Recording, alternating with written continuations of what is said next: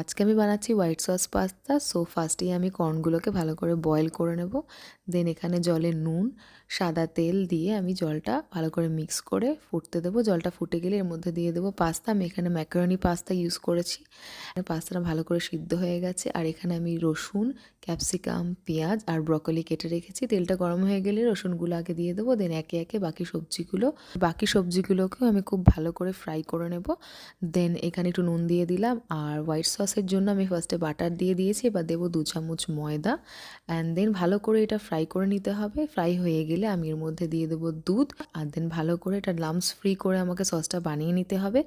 তো এখানে মোটামুটি সসটা ভালো করে রেডি হয়ে গেলে এখানে একে একে চিলি ফ্লেক্স, অরিগ্যানো আর ব্ল্যাক পেপার, সামান্য নুন এবং মিষ্টি দিয়ে সসটা রেডি করে নেব। দেন দিয়ে দেবো সেদ্ধ করা পাস্তা আর কর্ন আর সবজিগুলো দিয়ে ভালো করে মিক্স করে নেব। তো এই ছিল আজকের একদম ঘরোয়া হোয়াইট সস পাস্তা। ভিডিওটা ভালো লেগে থাকলে লাইক করো, কমেন্ট করুন, সাবস্ক্রাইব